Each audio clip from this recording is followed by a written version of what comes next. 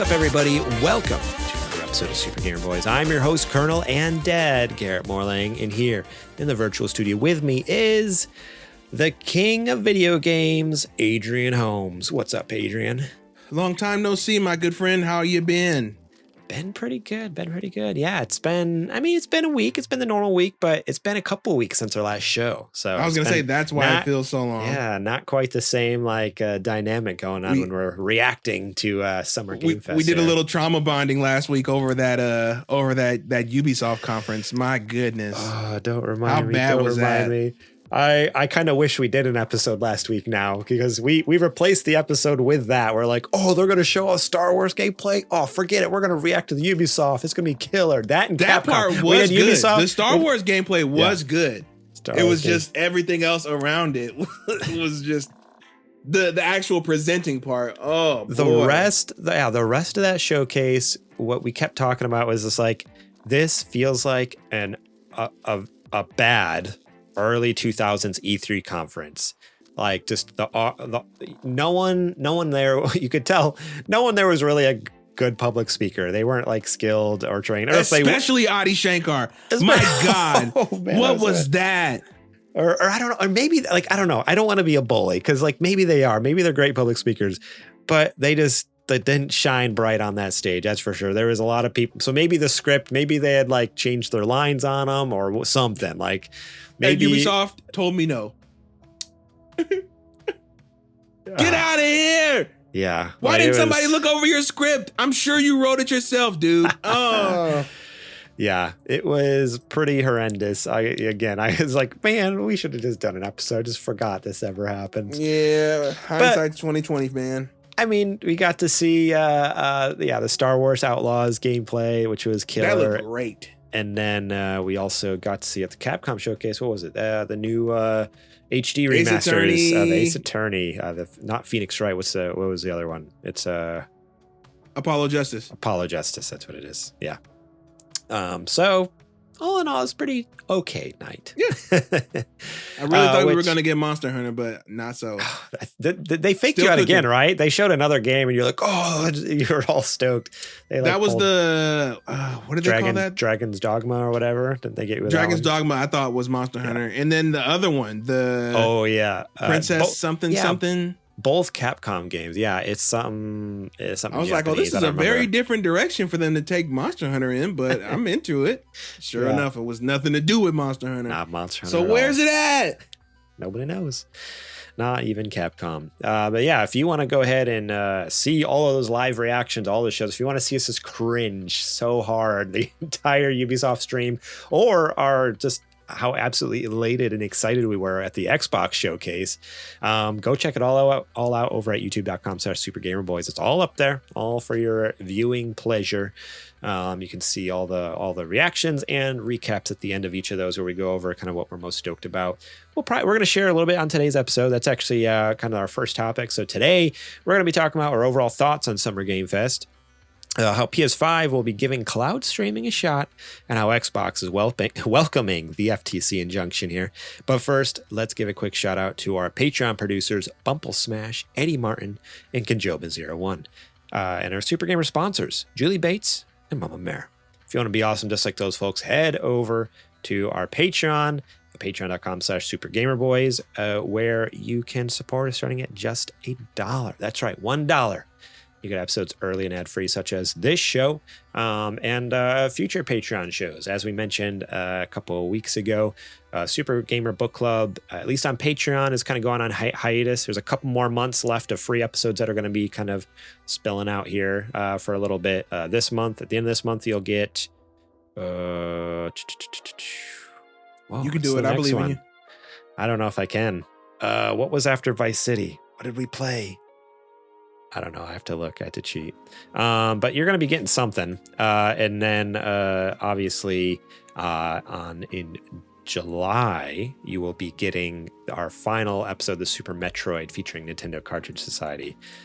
which was fantastic. I wish I could tell you which one you're going to get in a couple weeks, though. That would be way more helpful for you guys. To find out. I guess you gotta just go to the supporters on Patreon, then you'll know. You'll all know. Phoenix Wright, that's what it is. So if you wait long enough, you will get Phoenix Wright Ace Attorney for free, or you could listen to it right now if you support us over at Patreon. So think about doing that. And we are going to be coming out with a new show there. I think the end of July we're talking about rolling out the new show, Super Later Boys. You can get the very first episode of that up right now at our Patreon. So if you want to know what's to come, kind of the general format of things, a little more low-key chit-chat, hanging out, topics, kind of bringing our own topics of discussion, video gaming or not, that's what you can expect. So go over to Patreon, get Super Later Boys episode 1 right now. It's actually our 200th episode celebration. We are vampires. We are. Oh, man. I've been reading Call of the Night. Is that what it's called? Very good. Very good manga. Very much enjoying it. Anyways, I always got time for your manga takes, man. Always. It's about a boy who drops out of school and is just wandering the cities of his town at night in Japan.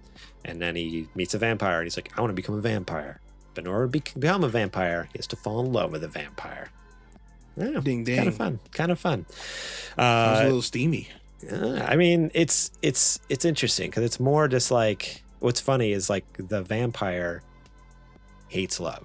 So it's not at all. That's the thing. It's just like her just being annoyed with him and him just trying so hard. Anyways, go check out your local library. I think I talked about that a couple weeks ago, or that's where I started getting all my manga from because it's free. I don't have to pay for it anymore. It's great. We've gotten very far off topic, but we'll talk more about our Patreon later on in the show. Games. Quick shout out here to Jack, Sriracha, and Yate for allowing us to use their music on our show. We very much appreciate you. And all of you listeners need to go show them some love and support. And to do that, you can use the links in the description below on YouTube and our podcast app. Hit that description, click those links, go listen to them on Spotify, on Apple Music, show some love, add them to your playlist. And they have some just fantastic music for any occasion, especially if you're looking for something chill, laid back, while you're studying, while you're playing some video games, while you're just cruising down the freeway. Go check out Jack, Sriracha, and Yate. All right, it's now time to check the mail. Fire him up. He's probably got a couple of cobwebs on him, but hey. All right, hang on. Let me blow off Super Gamer Bot here. I need to. Like a Nintendo cartridge. You gotta clean them. Okay. There we go. All right. Dusty. Okay, here it goes. Beep, beep, beep, boop, boop, beep, beep. Beep. I just imagine he sounds like in an old dial-up modems, like. Oh, see, I was thinking more of a old school printer. Okay, yeah, exactly. Going back and forth. Yeah.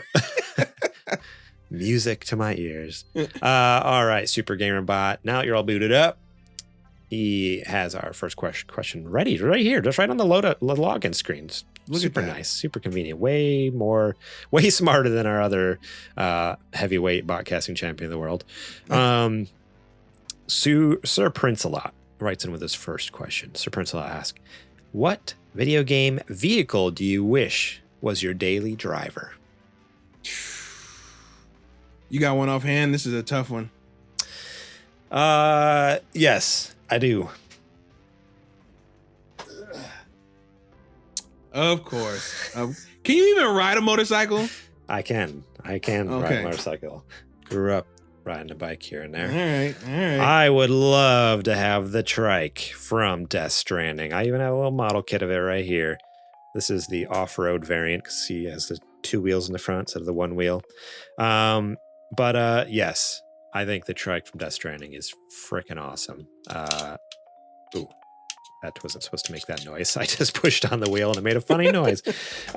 Yes, that's my pick. Death Stranding trike. Lock it in. Final answer. Okay. It's fast and it has the ability too to go. That's the thing. It has like different modes. So like it has the trike variant to where you can go off road with it.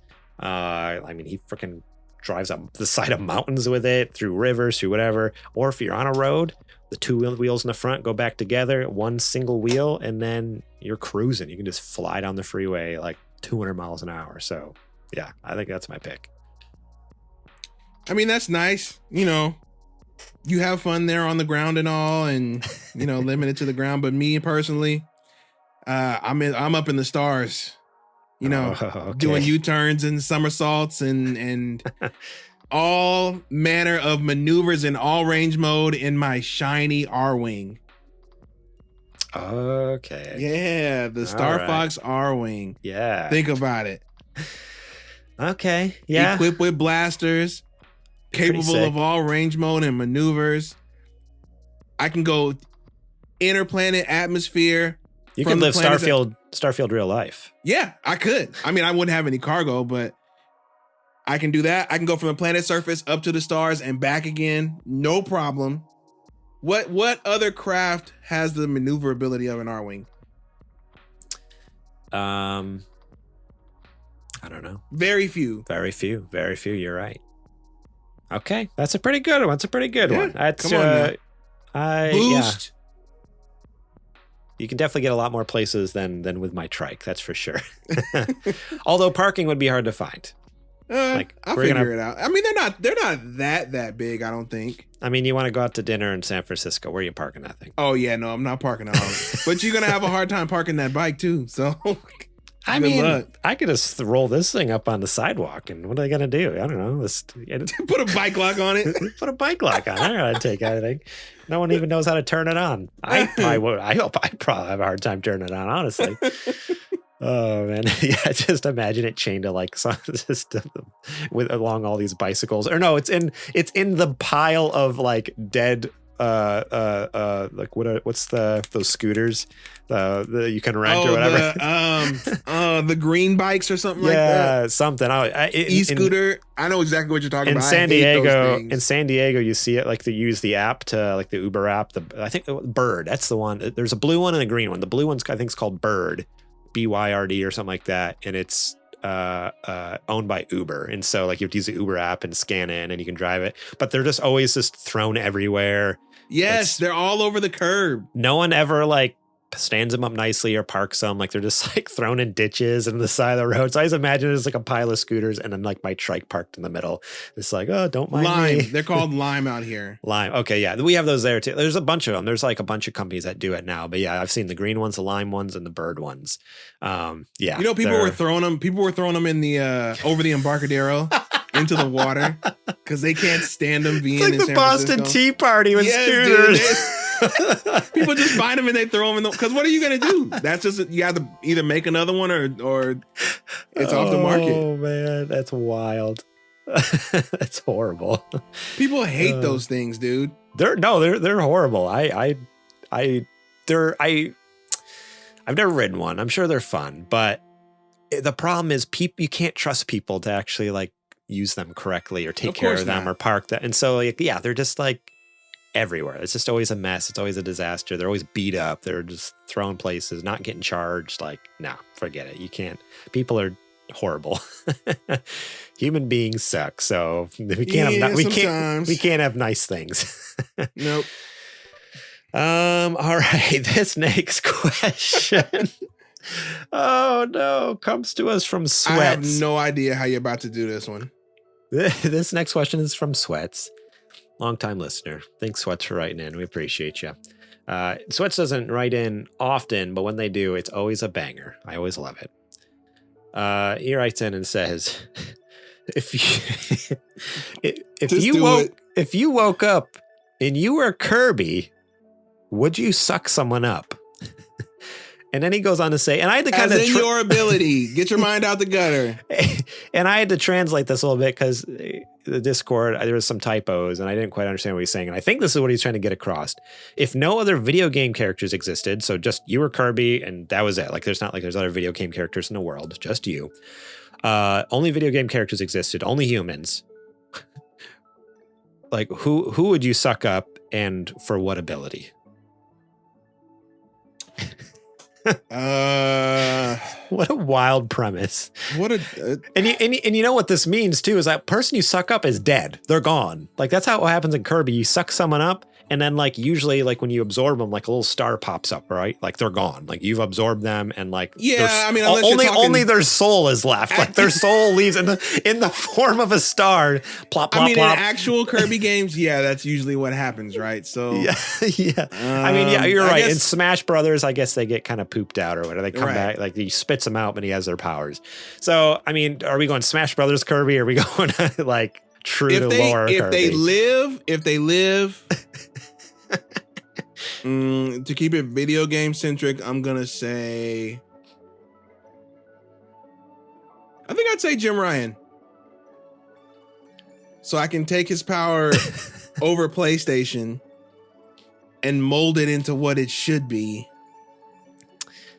Now, my worry though is like you usually take on the traits of that person. Are you just going to become like you take on one aspect of you don't become that person.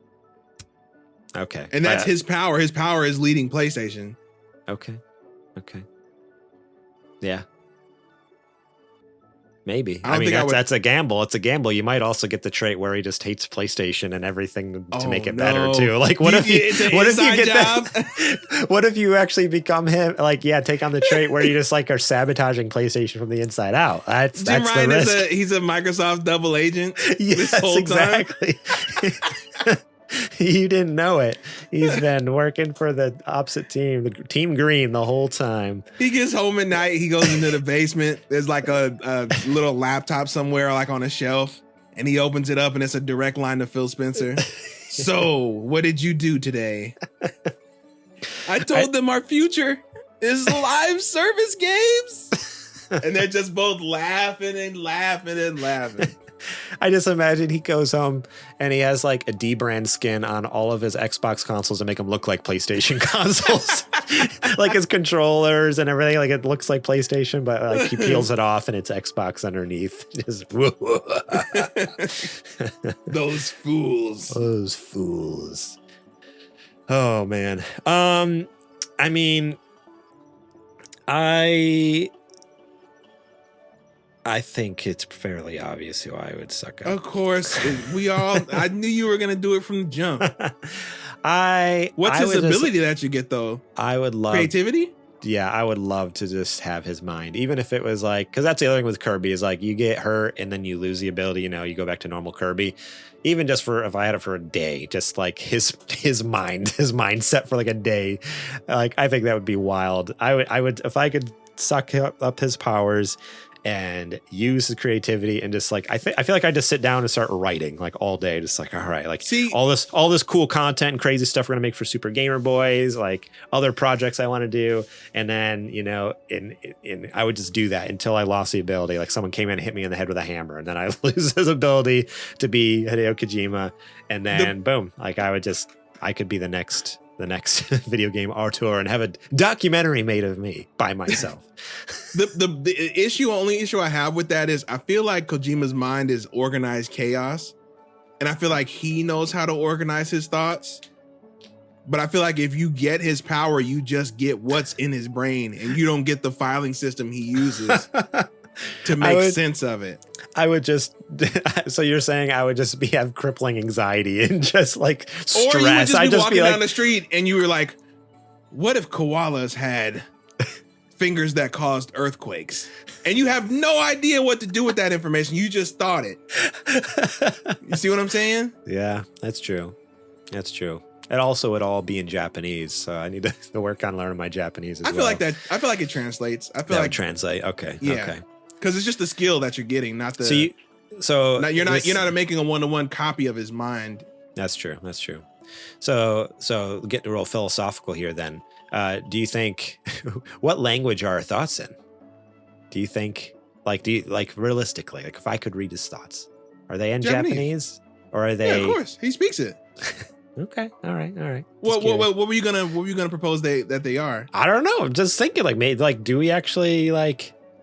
Is that how our minds like all our thoughts are is just like electrical impulses. So what if I have that same electrical impulse in my he's able to share that with me like, would my brain be able to interpret it and be like, oh, this is koalas with fingers that cause earthquakes? Or would I just would I all of a sudden think Japanese and not know what it meant?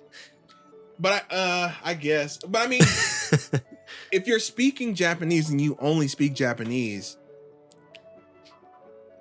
yeah, I mean, that's a philosophical question, I think, more than anything I know. else. Yeah, that's what I was saying. It was like totally off topic. Just because if you don't speak second. English, it can't be English. You know what I mean? Right. But that's what I'm saying. Like, is there almost like a quote unquote brain language where like a universal language? Yeah, where it is just like, hey, like, yeah, because it is just, you know, sparks and shocks in our brain that, yeah, you know, maybe I guess those could sound the same. Yeah. But at the same time, like I said, you have no way to organize those sparks. So it just looks like a fireworks going on in your head, right? Like a fireworks show going on, and I'm like smoke, like literally fry my brain from just the chaos. Sweats is here. What's up? Sweat says don't get too. Dude. He says don't get too deep. Don't get too deep. All right. We'll back out. Getting too deep into the inception here. We got to back out before we get stuck into a dream state somewhere. All right. Well, yeah, that's it. I hope you enjoyed that, Sweats. And if you didn't hear it, then you'll have to wait until Wednesday to hear it. If you think you could do better than Sweats, our Discord is always open for more questions. Yes, please write in supergamerboys.com/Discord to join that. And then you too can leave some wild and bonkers questions. And honestly, we're going to need questions for the new show that's coming up, the new Patreon show, Super Later Boys. So start just fill in the Discord with questions. And that's something else we're going to start introducing here on the show or to kind of not introducing, but letting you guys know questions might start getting filtered more and more on the show side, on this side, because this is technically a video game show. So as we get more questions that are more like crazy off the wall, they might start showing up over on that other show. So send in awesome questions and think about supporting us at $1 if you want to start hearing the wild things we talk about over there on the show. Is there a way we can have people tag their questions? Like, I want this question to be on the main show, or I want this question to be on Later Boys. Just say that. If you write in on any of our social media or over on our Discord, if you send in a question, just say so. If you're like, hey, I want you to talk about this on Super Later Boys. Because here we have time restraints. Like, we're like, hey, we got a whole show to do. But if you have something that you want us to really deliberate on and like flesh out, be like, hey, this is a Super Later Boys question. Write it in over there. We'll save it, stockpile it for those shows for sure. So yeah, do a little hashtag Super Later Boys or something. I don't know. I don't care. I don't know how Discord works. Do hashtags work over there? I don't know. Nobody knows. But Sweat says better than me. The disrespect. Oh shoot. No, not like that. Like a competition thing. Not like yours was bad. You know that. I mean, well, no. All right. It's now time for the nerdy nudes. Oh, did you do it already? Did you just do it subconsciously?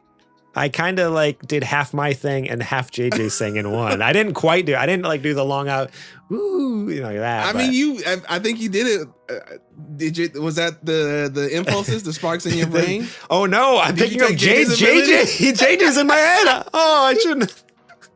No, I'm not going to say that. I almost said something that JJ would have had a heyday with, so I'm not going to say that. Okay, well then if that's the case, then it's now time for the nerdy nudes. Perfection. See, much better than when I do it. That's why I'm just going to let you do it. I just love that you did it without even thinking about it. That's the best part. Yeah. It's part of me. You know, it's in my DNA. We've been doing this too long. All right. This first topic this news story is not a news story. It's a topic of discussion here, kind of giving our thoughts, maybe an overall grade, just kind of Summer Game Fest weekend from Thursday to, for us, Monday. Apparently, so I didn't realize there was more stuff afterwards. That's okay. I'll start with my PC show, and then I can't remember what else it was. No, there was some other stuff that looked really cool. So here's the thing. I'll go first. Here's my overall thoughts, my short thoughts on Summer Game Fest. Overall, a lot of cool stuff, especially on the first half. The second half was kind of whatever. But what I wish they would fix is let's have the schedule all done and ready at least a week before the show, if not 2. Because here's what happened. Sunday night, we reacted to the Xbox Game Showcase, and I brought up Summer Game Fest and saw, oh, shoot, they're doing Ubisoft tomorrow. Let's react to that instead of doing an episode, right? And at that time, the only thing on the schedule was the PC game, Ubisoft, and Capcom. That's all I knew about it. When I logged in today, I went to the Summer Game Fest website. Apparently, there was more showcases, but they didn't get announced until must have been Monday. So they had one called Dames for Games, which was interviews with women who work in the industry. And I don't know if that was necessarily a game showcase. Would have loved to see that. Okay. But that sounded awesome. I was on the 13th, so it was on Monday. They must have announced it like the day it happened, because Sunday night it wasn't on there. June 13th at 3 p.m. was Black Voices in Gaming. Also would have loved to see that. Also would have been sick to watch and react to, or at least just enjoy, even if we didn't react to it, just like to check out. I mean, obviously they're still up on YouTube, so I could still go watch them. But it's just like, why? On the 13th, also on Monday, they had an extended Xbox Game Showcase where they showed more gameplay from some of the games. Now that I did hear about. They did mention that. They mentioned that in the original one at the end. Did they? Okay, I missed that. Somehow I missed that. But it's like, yeah, there's like, okay, there's Dames for Games, Black Voices in Gaming, the Xbox Extended Showcase. It's like, why wasn't that on the schedule like Sunday night? Like, what's the deal? Like this, well, the schedule should be complete like at least a week or two before the show. So that way, things are always like in motion, right? When you think about live events, and something of this magnitude. Granted, I guess you could do it because E3 did it, right? They had a schedule of all this stuff, so. Yeah, and you also, always knew the other big thing that I think they need to do is they need to clearly indicate whether they're a part of Summer Game Fest or if they are their own thing. I feel like a lot of companies wanted to make it feel like, oh, this is a Capcom thing and we're doing our own thing, but you're doing it the same week as Summer Game Fest. You're clearly taking advantage of the time frame. Because you know all the eyes are on it because of Summer Game Fest. Just be part of Summer Game Fest. Yeah. You can still be your own thing and just be under the collective banner of video games. I don't understand that. And Xbox, same thing. They were like, they made it a point to not like have any Summer Game Fest branding anywhere on their stuff. Which is weird because like they were very obviously partnered with Summer Game Fest because the Summer Game Fest official channel streamed it, and I mean they're on the schedule, so it's like they were, but yeah, it's like it's weird that you're right. Companies were cagey about just coming out and saying it, like, oh yeah, right. we're back in the day. It was very obvious, like, oh, this is our E3 showcase. They were very quick to hitch their wagon onto E3, but now it's like Summer Game Fest has been going on for what 3 years now, and people it's are like still they're telling Jeff kind of one thing. I don't know. Yeah, they're telling Jeff one thing behind closed doors, like, oh yeah, we're with you all the way, buddy. But then when they face public, it's like, no, this is our thing. This is our own thing. We just happen to be during the same time as Summer Game Fest. It's like, if I'm Jeff, I'm like, what are we doing? Like you said, you were all in. Are you all in or not? Yeah. I mean, either way, people keep coming back, and I mean, at this point, I think. Yeah, again, we're 3 years in or so, and like people know, like, okay, yeah, no, this is a Summer Game Fest event, but yeah, it's just there's just some mixed messaging still, and I mean, as Summer Game Fest gets bigger and older and wiser, you know, I'm sure they'll get a lot of those things ironed out, and it improves every year, and hopefully one day it'll be like the E3 thing where like 2 weeks before, all right, we have the schedule, we know what's happening, we can prepare, but yeah, it is this bizarre where it's like. Yeah, there's this weird like caginess where like not everyone's forthcoming with like, okay, is this Summer Game Fest? Is it not? And then, yeah, the last minute like additions to the schedule, like things shouldn't be, the schedule shouldn't be updated as the event's happening. It should very much be. Well, you know what? By Thursday, we know what's happening. We'll just have to tell Jeff that when we go next year. There we go. Or hear me out. Super Gamer Boys Fest. We just started. We just started Super Gamer Fest. Super Gamer. It's the same in SGF. Super Gamer Fest. You get a text from Jeff or call from Jeff so fast. Hey, it's Jeff Keighley. Something I want to talk to you about. Yes, a boot. Yeah, I think that'd be great. I mean, that's the best way to get his attention, right? We want to talk to Jeff Keighley. Let's just copy what he does and start our own thing. You know what? Let's just play with his money. We'll either hear from him or his attorneys. Either way, it'll be a pretty cool story we can tell. I almost got sued by Jeff Keighley. Oh man. Okay, but really now, overall thoughts. So it's kind of like, how's your feeling with the announcements that were made, the showcases that we saw? Yeah, overall kind of thoughts, and then I was gonna say, like, maybe let's just share like one or two like the big games that we saw that you're just really looking forward to. What are you kind of excited about from Summer Game Fest now? Overall, I'd say it was a very good showing. This is one of the stronger Summer Game Fest. I think we gave it a high B, something like that. Summer Game Fest specifically, yes, but yeah. But as far as like everything encompassed, like Xbox and Ubisoft and stuff like that, like even, I mean, like that's the weekend. The weekend itself, overall, even though Ubisoft was so bad, it was still fun. I think Ubisoft honestly dragged the entire thing down. Unfortunately, like if Ubisoft had a good conference, this weekend probably would have been an A. But because of it, it's honestly in the B's. And that's just how bad the Ubisoft conference was. I mean, rough. B is still a very good weekend. Like the Xbox show was for sure an A. The main Prime Summer Game Fest was definitely a B to high B. Yeah. So those Day two of the were Devs really was good. fantastic. Day of the All the Devs. digitals was great. Yep. The Wholesome Direct. Yep. So I have no complaints on any other showcase front, really. Capcom was kind of retreading old territory.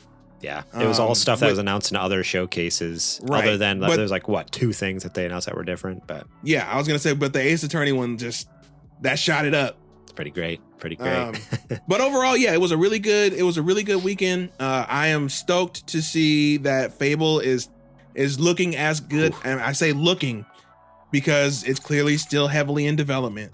But what they showed is looking very promising. And I am a man of my word.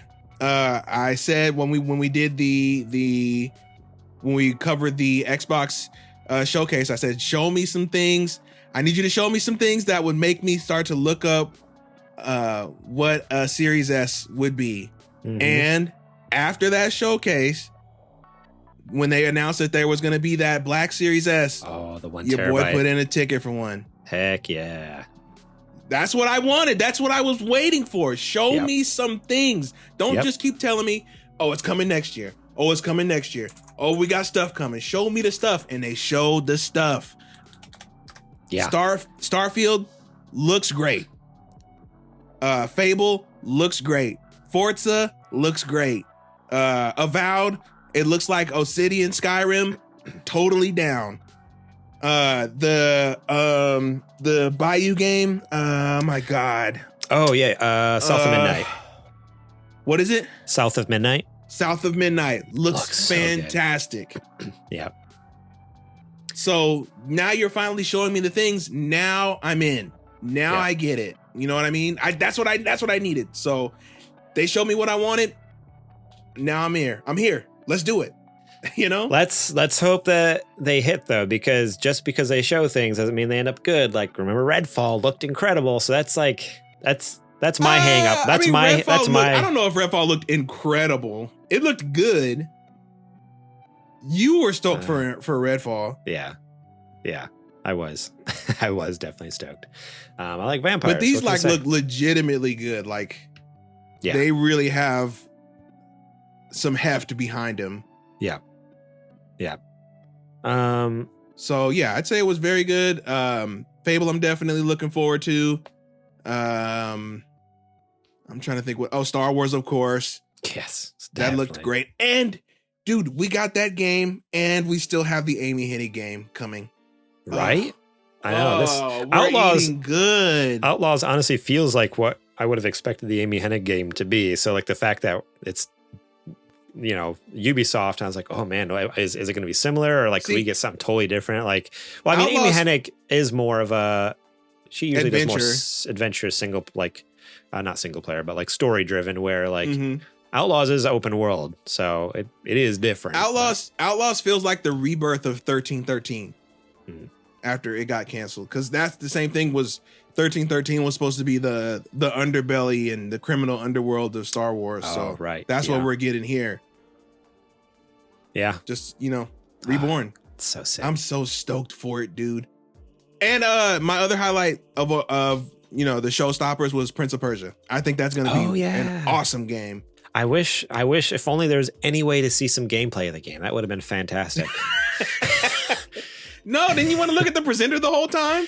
And for them to cut back away from the gameplay multiple times, especially during the cool combo parts? For those of you that didn't watch the Ubisoft showcase, please go watch our reaction over it on YouTube because, yeah, not only is it just cringeworthy all the way through, but during the Prince of Persia part, they're like, hey, we want to show you some gameplay. Here's some gameplay. And in your head, you're like, oh, okay, this is going to be like any other showcase. Like what, 2 or 3 days prior when they did, when they shut off Mortal Kombat at Summer Game Fest, they did it perfectly. Because even though Ed Boon was on stage talking, but on the live stream, all we saw was gameplay. We never saw Ed Boon. We just saw gameplay as he talked over it. Right. At Ubisoft, they kept cutting to this B camera that was zoomed in on the presenter's face. B and C cameras. They had 2 different cameras on them, B and C camera, and they kept cutting away from the gameplay just as he was describing. And then you could do this and this, and it's just like showing his face, and you can see there's a giant like TV, like a LED screen behind him showing it, but you can't see it because it's all blurry and like zoomed in. It's like, why, zoom, dude? Why Ubisoft? What are you doing? Like, we want to see gameplay. Oh man, absolutely wild. So bad. yes. Yeah, for me, I think overall, I sit in that same ballpark. Like a B is where I'd let it sit, just because of Ubisoft. Without Ubisoft, yeah, I think it'd be closer to an A, because honestly, like Summer Game Fest had some banger announcements. It did. From Final Fantasy VII Rebirth. Finally, we get the date for that, the official date. I'm sad it's not this year, because originally new trailer too. The estimate was winter of 2023. Now it's technically winter of 2024. It's coming January. Well, actually, I didn't say January. It said just early 2024. I hope it's like January, February. That's ideal. So yeah, new trailer, which was just incredible, has me all psyched for what's going to happen next, because I don't know. I don't know the story at all. And just playing through the first one, I'm like, oh man, this is so good. Sweet so summer good. child. Love it. And what was something else that they showed off that I was excited about? Okay. I'm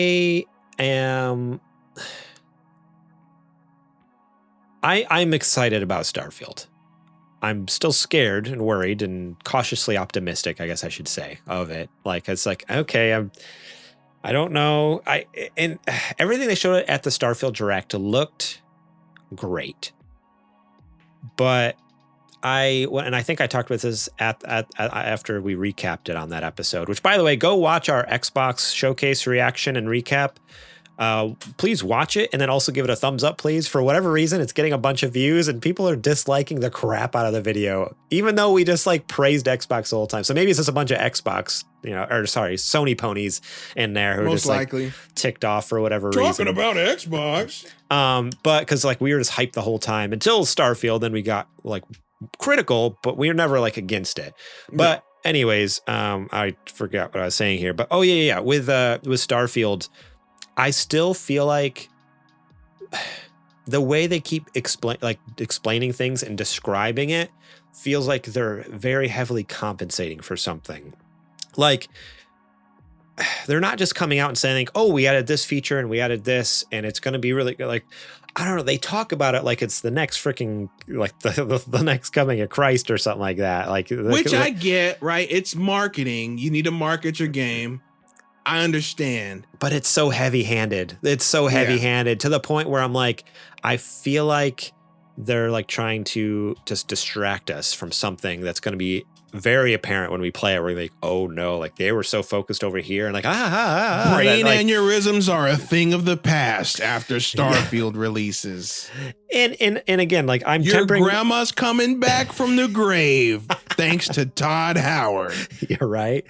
And I know people in the comments are going to be like, well, just temper your expectations, like blah, blah, blah. And I am. Don't get me wrong. Like, I'm not an idiot. I've played video games for long enough. Like, I understand how things work and how marketing works. And I'm tempering those expectations, being cautiously optimistic in the whole thing. I'm not pre-ordering the game like a dummy, which apparently it was like number 2 or 3 on Steam for bestsellers on the bestseller list. People are pre-ordering it. I'm like, people are still. What are you doing? Like, why? It's free on Game Pass and it's digital. It's not going to sell out. Like, you're fine. Anyways, why do they do that? I don't know.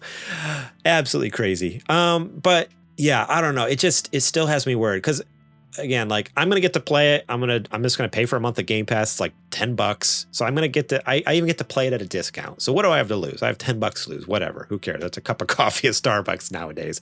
Right. But it still is just like, I don't know. I feel like they're bearing the lead a little bit with their excessive, flamboyant marketing, more so than what I've seen with even other Bethesda games. So that's what has me worried. Like, I don't remember them doing things like this with Fallout, or doing things like this with with Elder Scrolls. And so that's, granted, this is their first new IP in what, like 20, 30 years. So they're excited about it, and that's great. But yeah, there's just a part of me that's worried, but don't get me wrong, this game looks amazing. I love, during the showcase, I loved how I was like, I just want to be a pirate and steal like some random thing. Like, I'm just going to start robbing spaceships of like random objects and selling them. And then like 5 seconds later, like the main, like the one, like one of the directors or something, like a writer, she's like, I love playing and I just love breaking into people's ships and stealing all their sandwiches. I'm like, yes, that's what I'm saying. Like, that's what I want to do. I want to be a sandwich pirate. Like, that's perfect. Like, I'm in. I'm not going to do anything else. I'm just going to be a sandwich pirate for 150 hours.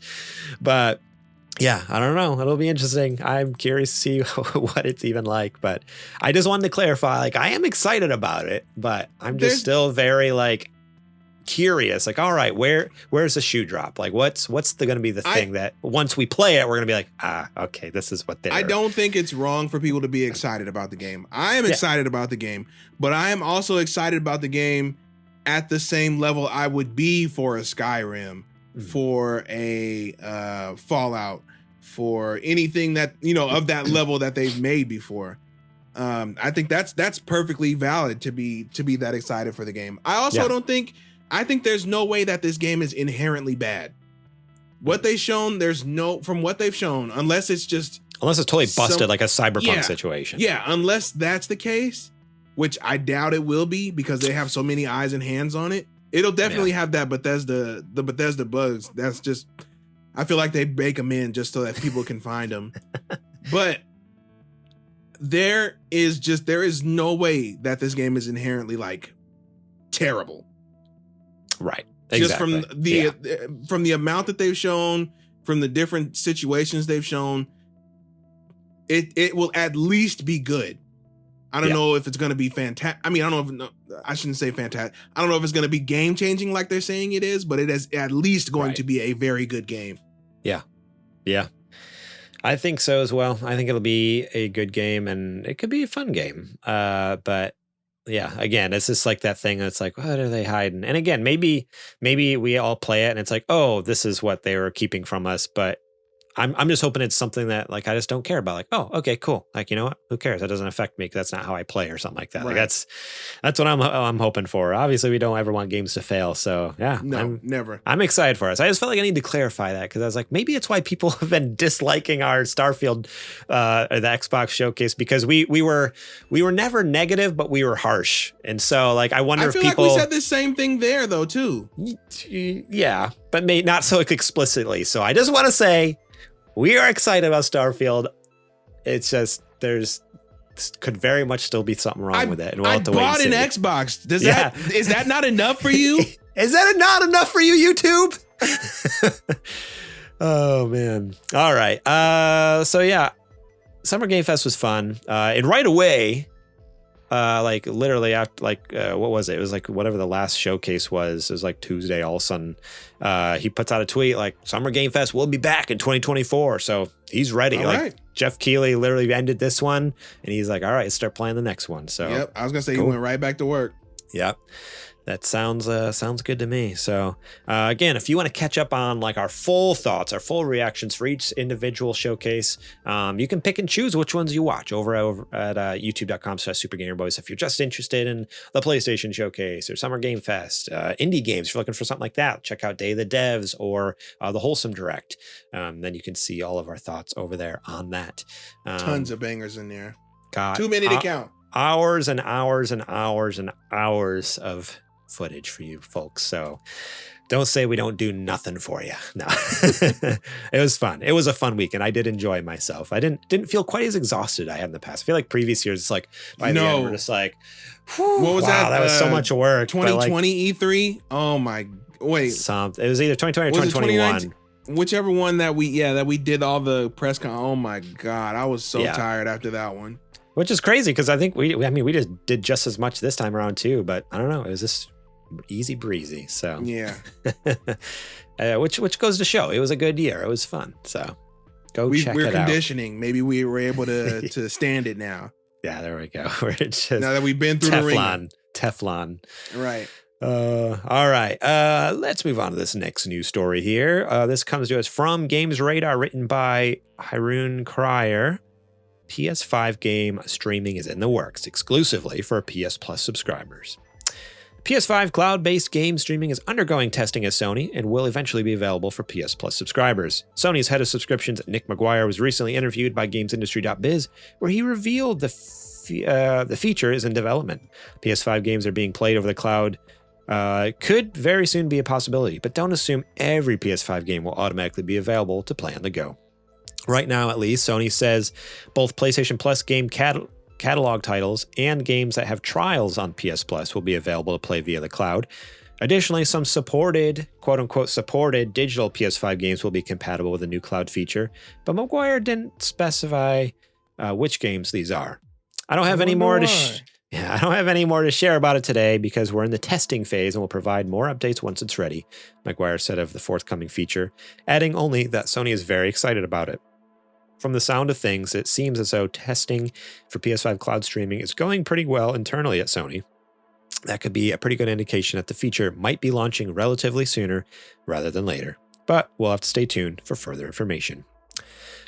So yeah, this is something that I mean, they've had streaming for a while. That PS Now was a thing. And once PS Now was dissolved, it kind of not really dissolved. Once PS Now was kind of like smushed into the PS Plus subscription, like streaming is still a thing. It's been a thing. Cloud streaming has been available, but up till now, it's only been available for select PS4, PS3, and PS2 titles. You could never stream a PS5 title. So that's the new thing. That is what the boiled down TLDR. PS5 streaming is now coming, apparently. I'm all about it. A lot of people had issues with PS Now for whatever reason. Like, I don't know. I had a lot of friends who tried it out, and you always see stuff online too. People like, it was laggy. It was this and that, the other thing. I love PS Now. Like, back in the day, I paid for both a PlayStation Plus and a PS Now subscription because I thought it was great. Like, it was fantastic, and it was cheap. It's obviously gone up in price now that they've mixed it with PlayStation Plus, but it was like a halfway decent deal. It was like $60 for a year. It's like, okay, that's the price of one game, and I have access to. At that point, they had a larger library than Game Pass. It was like 800 plus games or something, and it was the only way to play PS3 games. Like, I could play Metal Gear Solid 4 on there. Still is. Yeah, exactly. Still is the only way to play most PS3 games. So, I'm excited about this feature. I'm curious. So, before the show, you brought up a point, and you said this seems extremely reactionary, to which I agreed because Xbox has gone hard in the cloud streaming and are even developing it further, where they're talking about bringing it to TVs and streaming sticks and all sorts of stuff. But what hit me is like, well, this seems reactionary, but what I forgot, and I just popped in my head now, well, it was like about 2 or 3 years ago. It was 2 years ago. It was probably about 2 years ago where we got that news about PlayStation joining up with Microsoft with the Azure servers, remember? Yeah, I was gonna say they're using their servers. So this has been in the process for a while, not to say it isn't reactionary, because Game Pass was also a thing then. And at that point, cloud streaming was still in beta for Xbox. Right. Where now it's out officially, like 100%. So not to say it's not reactionary, but it did hit me. I'm like, oh, you know what though? Like, they technically are. I don't know if they are currently, but they are at least at one point moving forward with basically using the same servers that Xbox Cloud Gaming is using, which is wild to me. They're like, hey, we know, like teaming up with the enemy to use their technology, try to use their technology against them. It's kind of interesting. As long as they keep cutting them checks, go ahead. Yeah, pay us to.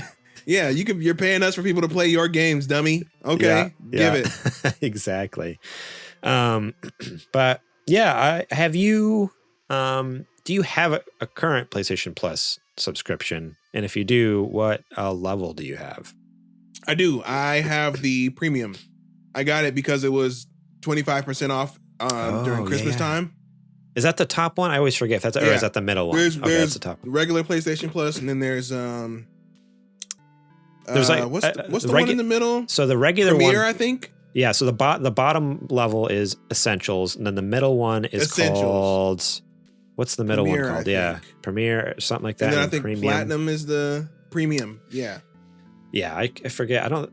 Yeah, it has a funny name. They have a weird naming scale. Instead of just calling it like. Yeah, that's the one that people would need to have to take advantage of this. To use streaming, correct? Right. And I don't know a whole lot of people who are going to do that. And I guess that's why they felt like they can launch this with people only using the premium PlayStation Plus, because it's such a small install base, it wouldn't be that much traffic on the server. Yeah, that's true. It'd be a good test bed, and then once it's running smoothly, then they can be like, "Hey, we're going to start offering it's for everybody. A limited library, maybe to the next tier down or something like that."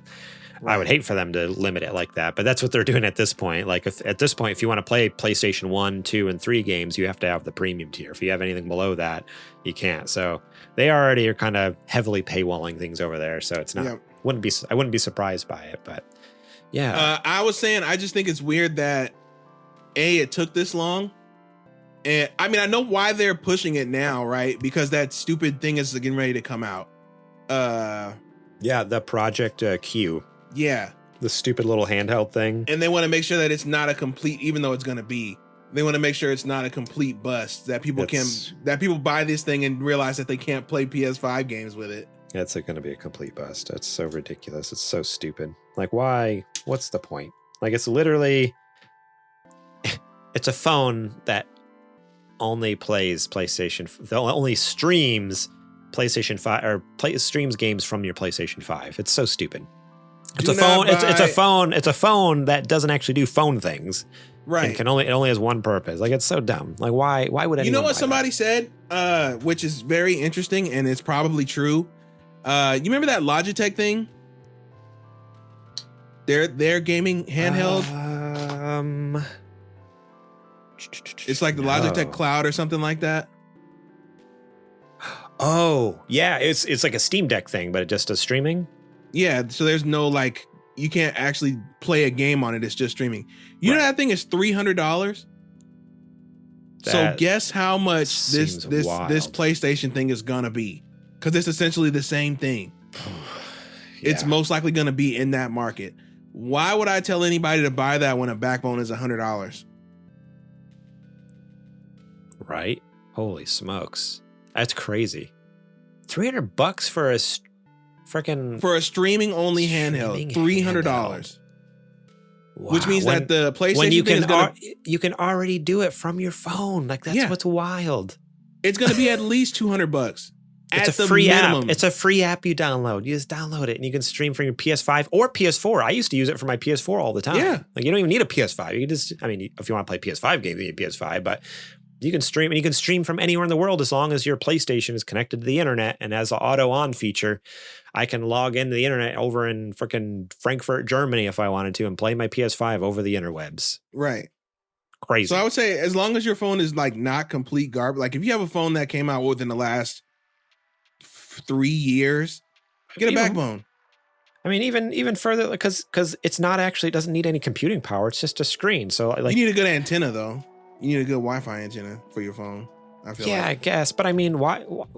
They've pretty much had the same Wi-Fi band. Like, it's been wireless. What is it? I don't even remember the AC. I think it is AC. Now. Like, they've had those antennas for like the last 10 years now. So I mean, anything within the last 7 or 8 years, easily, like you could just download this free app onto your iPhone or Android and stream games, buy a backbone, or again, iPhones. I'm sure Androids have, I don't know because I don't have experience with them, but iPhones have the update where you can use a PlayStation 5 controller through Bluetooth just on your controller or on your phone. PS5 controller, Xbox controller, either one. It's like, I think you can use a Switch Pro controller too, if I'm not mistaken. You can. Yeah, because I've used that on the go. So, yeah. So, get a backbone or just pair your controller, dude. They're going to try to charge an arm and a leg for this thing because they know they're not going to sell a whole lot. So they want to get as close to like breaking even as they can on this. Who was it?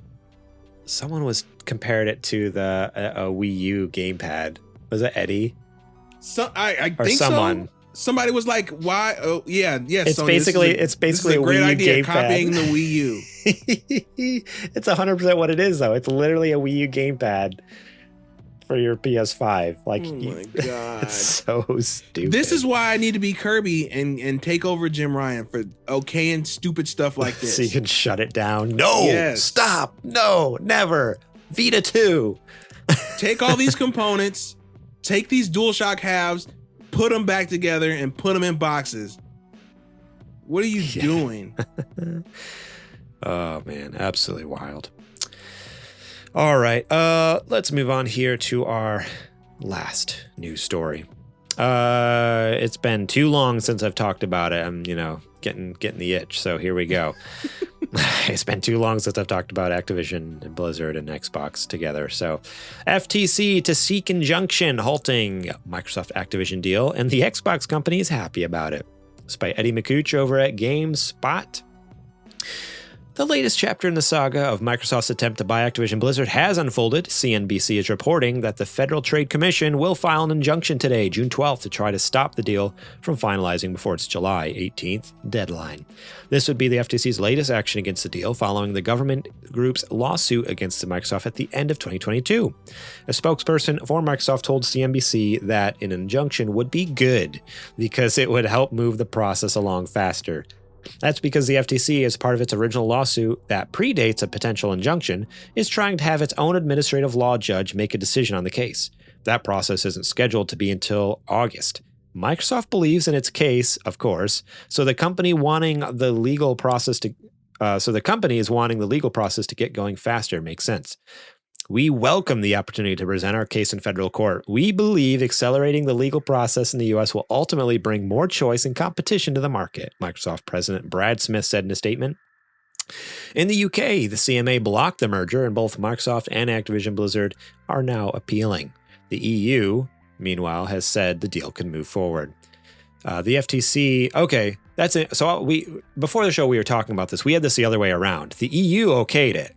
So Europe can have games, but it would be UK, which is like Britain, like right. England, and like whatever that entails. Which is still a massive market. Still a pretty good market. But anyways, so the FTC in its December 2022 complaint said Activision Blizzard normally releases its games on a variety of devices, but warned that could change if the deal is allowed to process. Blah, blah, blah. This goes on and on more about this. The whole ordeal that we already know too much about. But I just wanted to bring this up because I just can't believe the cockiness of Microsoft is just like, go ahead, file your injunction. Then, you know what? Instead of wait till August, you can get this show on the road sooner than later and just wipe our hands of this, acquire Activision Blizzard, and just go on our merry way. Like, that's just the balls on them that they're just like, yeah, we got this. Go ahead, do it. We dare you. Like, it's like they're like goading them into doing it. It's so wild. Well, the craziest thing, right, is they're not stupid either, right? Like, they know Microsoft wants them to do this. Yeah. So realistically, it's almost like a battle to see whose hands are more tied. Yeah. Is it this? I mean, this is totally tinfoil hat conspiracy theory stuff, but could the FTC be filing an injunction because they're like, oh, like they just want to get this done? No, like they as well are just like, let's just let it move through. It's probably cheaper to file an injunction than to settle the case or whatever. Like, let's just get this done and like give them the deal or whatever. Kind of like grease palms by Microsoft. I was gonna say, I'm pretty sure like, that I know this is This is very like wild conspiracy theory stuff, but like who It's knows? not. Maybe they made a deal behind closed doors, and so the FTC is Bingo. like, let's just go ahead and like file this injunction so we just get this done and over with. Like we're happy now. Like they've made us happy behind closed doors. Let's just move on. Like I guarantee you, a lot of people from the FTC suddenly all decided, you know what? I think I'm going to go out to a business lunch or a business dinner. And next thing you know, hey, Phil, how come you're hanging out and having dinner with the FTC chairman? What's going on with that? Yeah.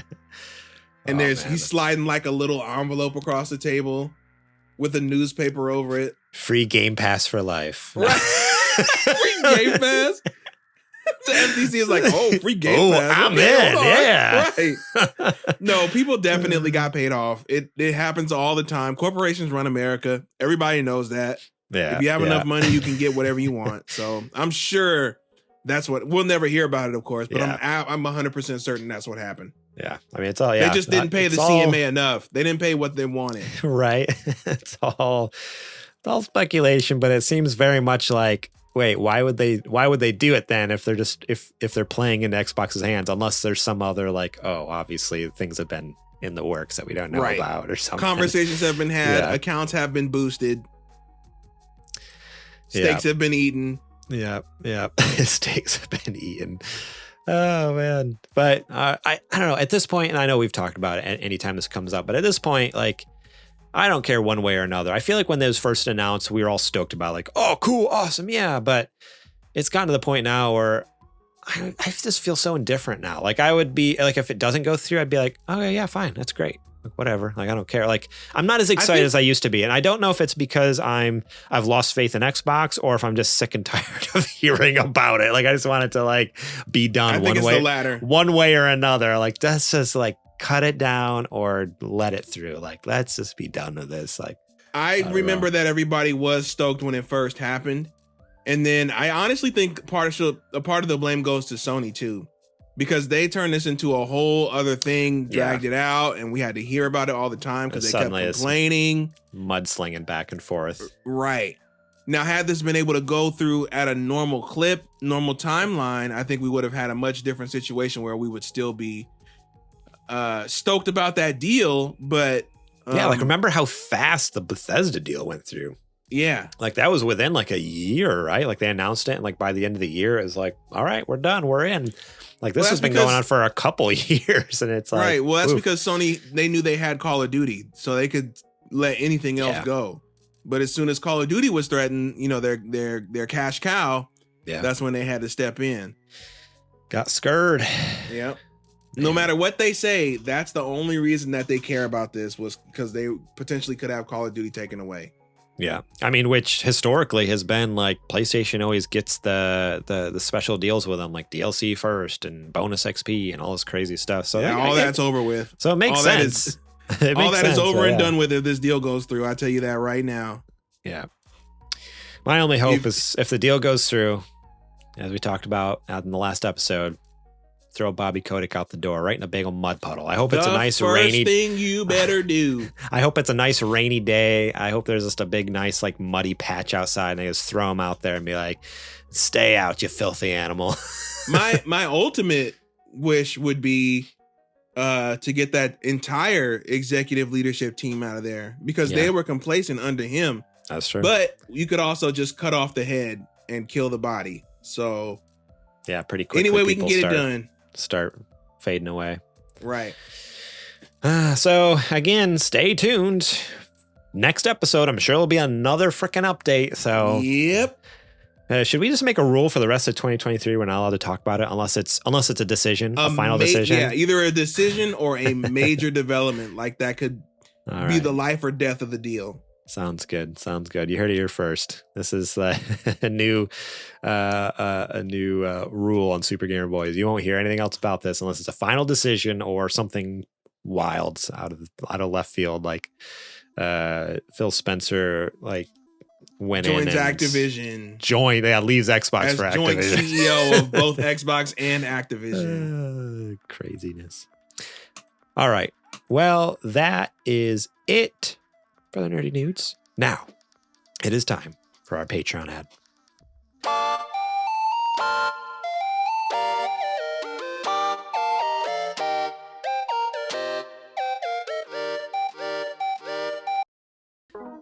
This is a part of the show where I tell you to go over to patreon.com/supergamerboys and support us over there starting at just $1 a month. That's right, $1 and you get episodes early and ad-free, such as this show and Super Gamer Book Club, at least for a couple more months. And in the future, Super Later Boys. It'll be the only place for that. Our plan right now is that is a Patreon exclusive show. So if you want to get Super Later Boys at all, check it out. Just $1. It's just $1 to give it a shot. Episode 1 of Super Later Boys is up right now over at Patreon, so make sure to go check that out. See if you like what you hear. And even if you don't, you know what? Give it a few months, check back in, and then check it out again. Obviously, it's a new show, a new concept for us, so it's going to take a while to kind of slide into those shoes. But I was pretty happy with the product, and I hope you guys are too, that are already supporting us on Patreon and enjoying that content, ad-free, early, exclusive, all the good stuff.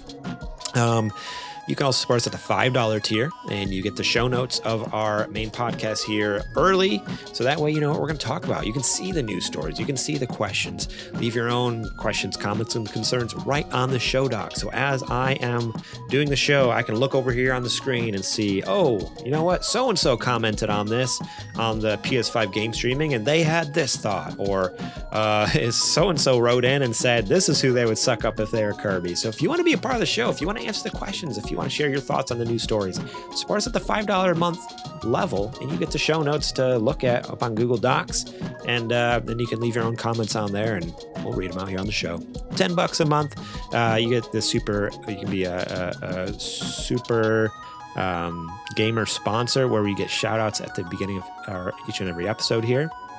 And then the top dog tier, $15 a month. You can be a Patreon producer, where you get to pitch us some fun segments to do on the show. Back in the day, Adrian would do Super Indie Boys. We had Tall Tales with JJ. We had Losing Reviews. We've had a lot of fun segments through the years, or even complete shows spinoffs. Super Dungeon Boys was kind of based off of a couple of our friends, who are super gamer producers over there, Patreon producers, where they suggested us doing a D&D show. So if you have an idea for us and you want to help make it reality, A, both financially, or B, even be a part of it, support us over at the $15 a month tier, and we'd love to have you help us out and make cool stuff together. That's what it's all about.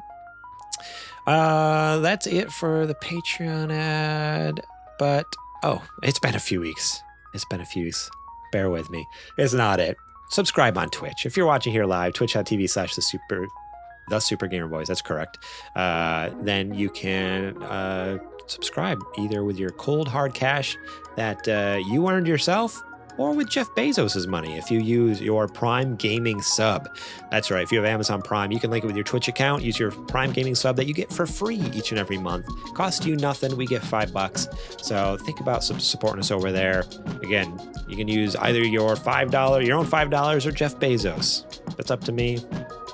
I'm using Jeff Bezos. So go ahead and make sure you use that. You have to re-up it each and every month, as it doesn't automatically renew. So if you've done it in the past and you're like, oh, I thought it was still going on, it doesn't. So click over there real quick. Links are in the description on YouTube and podcast to easily get to our Twitch channel. Drop that Prime sub, and then get some cool emotes for use across the rest of Twitter, Twitch, same thing. I'm losing my mind, dude. I'm losing. You're losing your man. All right. I'm losing my man. I'm losing it all. That's We're it for almost Patreon there. ad. Let's move on with the show here.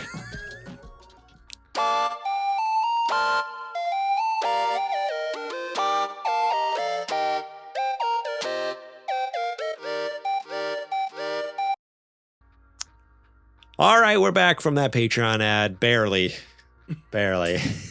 You stumbled out of that one, but you made it. But Adrian, it is now time for me to ask you what you playing. I actually played a little game called Electhead.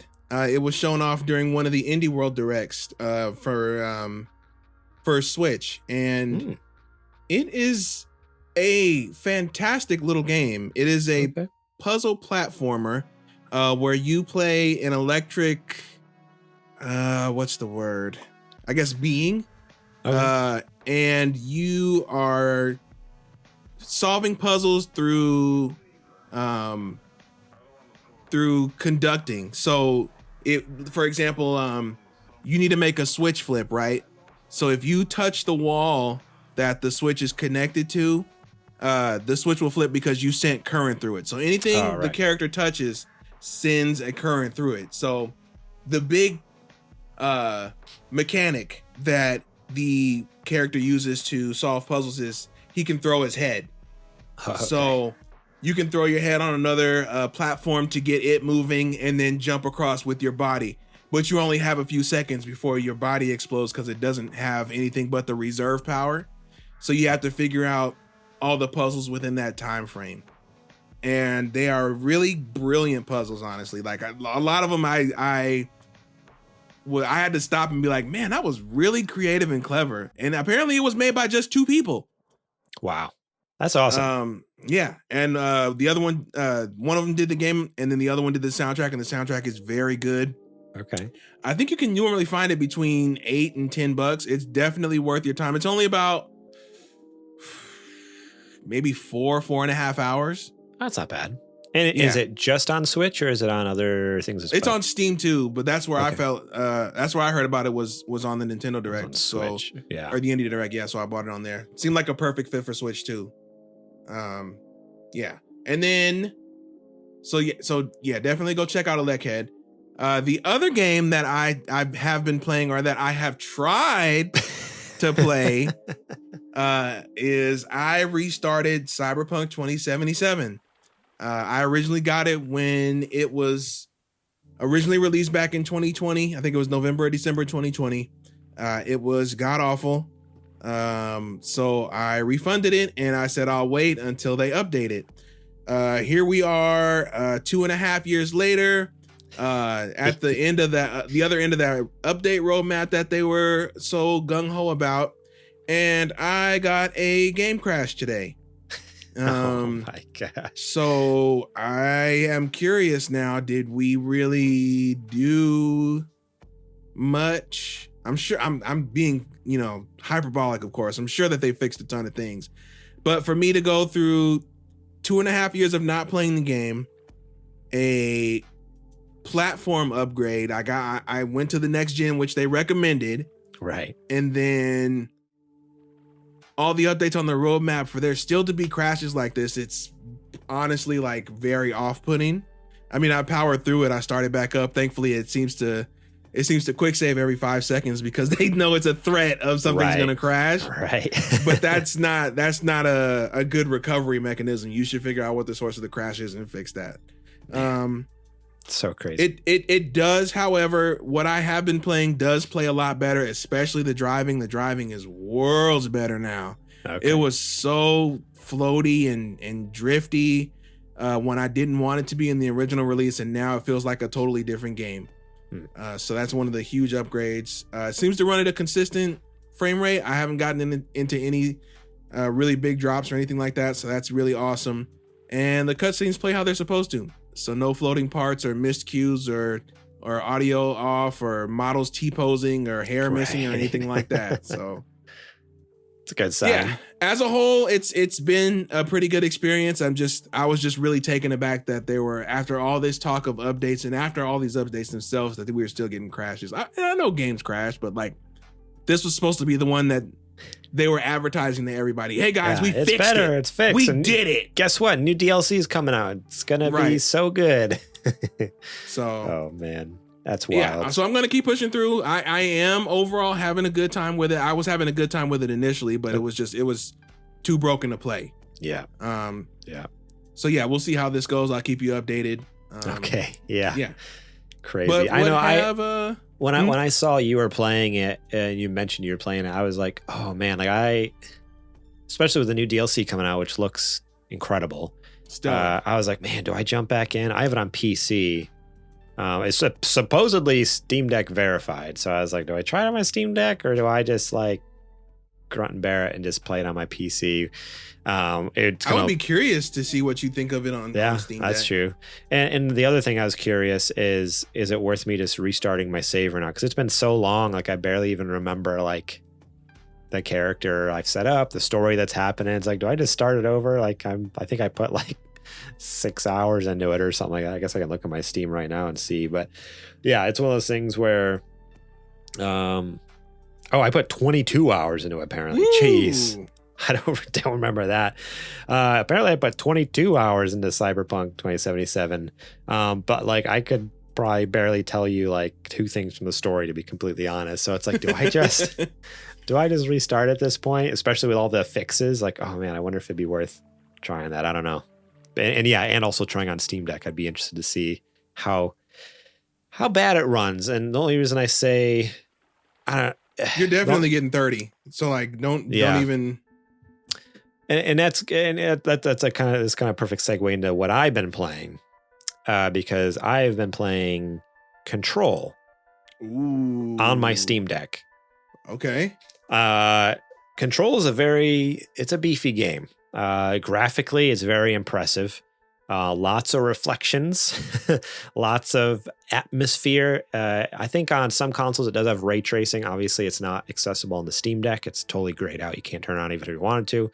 But I feel like you and I are about to have differing views on this, because I have Control on my Steam Deck too. Okay. I'll let you go. I initially did not like the experience, and I tried to play Control in the past on my PlayStation. I think I own it on my PlayStation, and I was just kind of like, for me, it was just kind of like a gameplay thing at that time. I was just kind of like, like, I don't know. It wasn't for me. And I think I played it through Game Pass, because it's on Game Pass. I was kind of like, it's fine. Whatever. I'm not interested. Well, I fired up on Steam Deck, and the story very quickly became interesting to me for whatever reason. Kind of like what happened with the first God of War back in the day. At first, I was like, and then it came to be one of my probably top 5, top 10 favorite games of all time kind of thing. So I am very much enjoying the story and the gameplay of Control right now. But boy, it was a rough playing on the Steam Deck initially, like for the first hour or so. I managed to squeak out, I was getting 60 FPS for a bit. But let me tell you, the fan on my Steam Deck. Oh, baby. Talk about the PS4 jet engine, meme back in the day. That was my Steam Deck. Exactly what you're talking about. It was so loud. I was playing. I was playing it in bed. My wife is sleeping next to me. I'm sitting up in bed playing.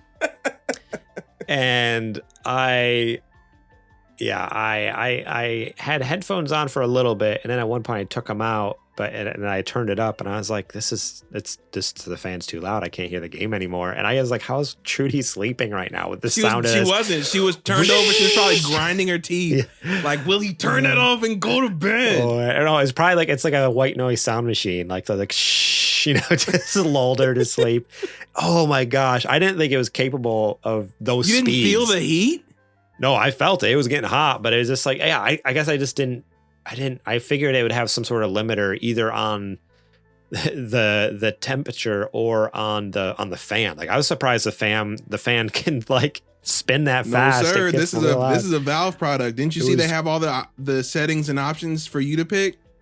All the wattage and all that stuff that you can. Oh yeah, I saw that, and that's like for the first hour or so it was rough, and then I started looking some stuff up online, and I've actually managed to get it to run at a much lower temp. Like the fan barely runs, like you can't even hear it. Like, so it's a super low speed fan, and I'm getting about 45 to 50 FPS now, which honestly, I mean, there's a difference, but it's minimal difference. It seems weird. The difference between 45 and 60 at least on the Steam Deck, feels a lot less than the difference between 45 and 30. Like when it drops to 30, you're like, oof, wow, this feels weird. Like this is not good.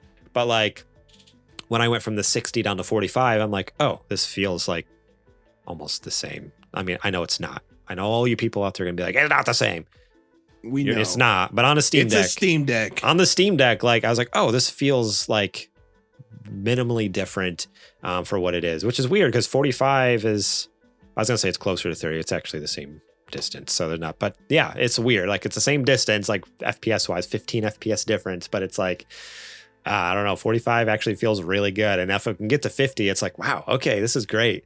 And the fact that like the temps are low, like it's not like the fan's not going crazy. I can actually hear the game if I play with no headphones, that kind of thing.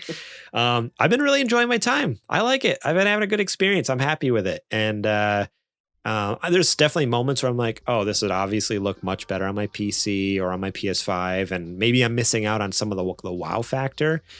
But it still You're looks getting the experience though. Yeah, but it still looks pretty dang good. And let me tell you, like the story has been really interesting so far. And like the enemies are like creepy as heck. Like the game's getting more and more wild, hiss. which I love. Yeah, I just love how like more unhinged the game gets as it goes on. Like it already starts off kind of like it just kind of throws you in this weird situation that you don't know what's happening, and you're like, what the heck? Like what is and then it just keeps getting more and like and only explaining very little to you. Like you're just kind of getting it, and it's mostly context clues from the environment. So it's like, yeah, like documents and stuff you pick up and read. So it's fun. I'm enjoying it. I'm glad I am, because it's a game I always wanted to enjoy, but like initially I was just so off put. I'm like, I'm done with it. But I'm like, I had bought it. Oh, and that's what I wanted to say. The reason I'm able to play it is because I got it for free on Epic. Because they give everything for free. That's the only reason I have the Epic Games launcher. I rarely play games on there because it sucks on like I hate the launcher. It sucks. But they give away like freaking like Death Stranding one week, Control another week, Grand Theft Auto another week. They give away like big titles for free. Like they're no slouches. Like games that are like, oh, that's still like a $60 game you're just giving away for free. I figured out how to play Epic games and GOG games on my Steam Deck, and it was so easy to set up. I thought it was going to be way more difficult than it was. Do they feel good though? Yeah, like, yeah. So here's how it works. Basically, so when you play a Steam game on your Steam Deck, all it's doing is installing. With most of them, in most cases, it's installing the Windows version, and then it just downloads the Proton. The Proton. Exactly, it downloads Proton. All this is doing is the same exact thing. You set up Epic and GOG in desktop mode, and then it's like the Heroic Game Launcher, I think it's called. The Heroic Game Launcher is the middleman, just like Steam is, and just downloads the Windows version, and then does the work for you to download the Proton pack that's compatible, and then boom, you're in business. Like it's and what's awesome is you can set it up so whenever you download a game through the Heroic Game Launcher in desktop mode, it automatically shows up in your Steam library on the game mode. It just like when you go to your library tab on Steam Deck, you go over to the non-Steam section, and it shows up there, but it shows it shows the Steam album art of that game. You click on it, and it just like fires up just like any other Steam game. No difference in quality, no difference in anything. It's perfection. Like it even uses Steam's Proton packs, and it's all it's doing. So it's great. I love that Valve knew that people were gonna do this, and they just included a non-Steam game section. Yeah, that's what's even funnier is like, yeah, there's actually a non-Steam game section that shows up in their UI in the user interface there. It's just like, oh yeah, these are non-Steam games. It's the same place I have the other emulation software I use too for other stuff, for the retro games. Right. It's funny. It's just like, oh, like they knew what they were doing. But more and more it just makes me realize like why don't they just add the ability to just log into your things natively? I don't know, because it's not like it was that much work either. Like they didn't make it harder. They just made it. I was really hoping that Xbox was going to say that it was native to Steam Deck at that showcase. Or the Game Pass app. Yeah, why not? That's the only. Yeah, that's the biggest thing is the only way you can play Game Pass on Steam Deck is through cloud gaming, which that's not the full Game Pass library. So that is still a bummer that you can't really do Game Pass on there. But yeah, that would have been such a huge hit, like home run there for Xbox. But yeah, so that's what I've been playing. I've been playing my Epic Game and GOG library. I have The Witcher 3 complete edition on GOG because I think they gave it away free one time. And so I'm like, great, awesome. Now I can play the freaking Witcher 3 maybe sometime on my Steam Deck. Like I'm so stoked. So yeah. Well, I mean, it turned you It was little bit of a walk, but I think you and I ended up at the same place on control. With control. Yeah. I think it is very impressive when you tweak it to get, like you were saying, between the 40, because I did the same thing. So when it's running smooth like that, I think mine was like around 48, somewhere in there. Okay. Just the fact that Steam Deck was able to run it at all and make it like at least look competent for a Steam Deck's display for that size screen. Yeah, it looks freaking amazing. For that size screen and machine. I know you can say, well, the ROG Ally can. Yeah, it can, but I don't know. Have you seen the reviews for the ROG Ally? Like they've been coming out, and apparently, like, yeah, it's more powerful, but I guess everything else is a mess. The operating system, the user experience. Well, then that would just mean Windows is a mess, right? Because it just uses Windows. Yeah, basically whatever version of Windows that Windows, bastardized to fit on the Ally, basically. Yeah. But also I heard that it's only really like crazy good if you crank it up to the max wattage. And that means that you only get like literally maybe an hour and change of battery life. Yeah, like barely any. And if you put it down to the same wattage that the Steam Deck performs at normally, it runs terribly. That's what I heard. Yeah. No. Yeah. So same. it's only ever optimized to like run on turbo the entire time. Exactly. Which at that point you just put it in docked mode and it just becomes another console. Right. So what was the point? that you can sometimes take on the go and take a hit on your graphics. It's like, all right. Well, it's not that but different than the Steam Deck, but yeah, control on Steam Deck is awesome. I think it's a really good showpiece.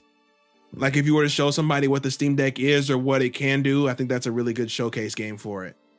Yeah, absolutely. Yeah, again, it's not the most gorgeous thing, but on the Steam Deck, it's definitely the best thing I've seen on the Steam Deck so far. That's for sure. Yeah. And it's for what it is, it's impressive because it is Doom is pretty good too. It's a visually stunning game. Like you look at Control on PC or on like the PS5 and stuff like that, and it's like, oh man, like the ray tracing, like it's just gorgeous. But yeah, it's amazing that how much of that translates over to that small form factor fairly well. So give it a I also really like aiming with the trackpad too. That feels way better than the stick. Oh, I haven't done that. I've just been using the stick. I'll have to try that. Yeah. Huh. I feel like I'm way more precise with the trackpad than the control stick. That's pretty genius. Yeah, I'll have to give that a shot then. Yeah, for sure. All right. Well, that is it for our show. Thank you all so much for listening. We appreciate each and every one of you who stopped by over here at twitch.tv/thesupergamerboys, who watch later at youtube.com/supergamerboys, or who listen on podcast apps around the globe. We appreciate you all. Remember, if you're watching on YouTube, to like this video, leave a comment, subscribe to the channel so you can get future updates, know when new videos, episodes, content, whatever it may be, comes out. Yes, we are 3 subs away from 300. So if you could please, for the love of God, just get us from 297 to 300. And I know that's funny, like to a lot of people, like, what kind of milestone is that? 300? Like, you know what? We've been sitting at it's more than 0. I think we started the year at like 200. So the fact that 6 months in, we're almost at 3, I'm happy. I'm happy with it. Yeah, better than 0. So if you're not subscribed, please go to youtube.com/supergamerboys and throw a subscription. It's cost you $0. It's literally like the lowest amount of like. Grab your friend's phone. I'm sure they have YouTube. Yeah. Just go on their phone and subscribe through their phone. It's the least amount of commitment. So it doesn't cost you anything, and you can always unsubscribe in 10 years when you're like, well, who are these people? I don't even remember who they are. Why is this in my feed? Yeah, who is this strange man? It keeps popping up in these goofy thumbnails. So yeah, support us by checking out the YouTube, checking out the podcast, checking out the Patreon, patreon.com/supergamerboys. If you want to support us with some monies, you can throw $1 our way and get episodes early and ad-free, such as this show and Super Gamer Book Club, and coming soon, Super Later Boys. So check that out. SGBstore.com is another way you can support us financially by buying some sweet merch. We got t-shirts, we got stickers, we got coffee mugs, we got some fun stuff. So go check that out for sure. And maybe one day we'll finally get our designs dialed in so that we can actually update our merch lineup. We had a good thing going for a bit there, but I think we did the samples and the samples were kind of janky. I kind of took the wind out of the sails. Yeah. And then we were looking at going with another company, and then they were kind of hard to, I was kind of messing with stuff and it's hard to deal with. So who knows? Maybe there'll be an update soon. I'd like to have a refresh soon. I liked Adrian's designs. We just need to find someplace that can actually make it look do like them well. Yeah, do it justice, because it's good designs and just poor execution on their end. So, Sir Prince Law got real quiet. He got real quiet when we called him up to the chair. Right. And I always want to be clear. Poor execution on those new designs. The old designs are great. That's why we've stuck with them, because you can't go wrong with this big logo on your chest. Right. I wear my my pullover sweatshirt, my crew, what do they call it? Not crew neck. Crew neck Super Gamer Boys sweater all the time. That's my favorite. That's my it's like my dad's sweater. I walk out in my sweats, my moccasin slippers, and my dad, crew neck with the logo on it. That's my look on a Saturday morning, sipping my matcha. Rate and review us where you can. Shout out again to Jack Sriracha and Yate for allowing us to use their music on our show. Remember to go show them some love over on Spotify and Apple Music. Links are in the show description. You can find us during the week at supergamerboys.com, Twitter and Instagram at supergamerboys. I am on Twitter and Instagram at gmorlang. Adrian, where can they find you at? You can find me any and everywhere at Homeboy. Yes, sir. And that's it. That's all we got. So, Adrian, would you mind taking us out here? Not a problem. Folks, thanks you for hanging out with us for another episode of the Super Gamer Boys podcast. We would really appreciate it if you would go back and check out our Summer Game Fest coverage from this past week. We did a lot of reacting and reviewing. It took a lot of time and it took a lot of energy. So we would love it if you went back and kind of retroactively hung out with us to check out that footage and see what we thought. Yeah. And without that, besides that, thanks for hanging out with us for this episode here. We hope to see you back again next week. Hopefully you have some good questions for us. Don't ever forget to put those in the Discord, or just tweet them at us, or however you can get to us. We're always taking questions for our show, and now we're going to get some for Super Later Boys when it starts up. So keep an eye out on that. And other than that,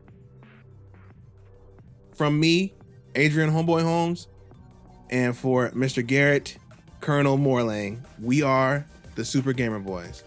And we'll catch you on the flippity flop. That Kirby question that threw me for a loop, dude. I was not expecting that. Who would you suck?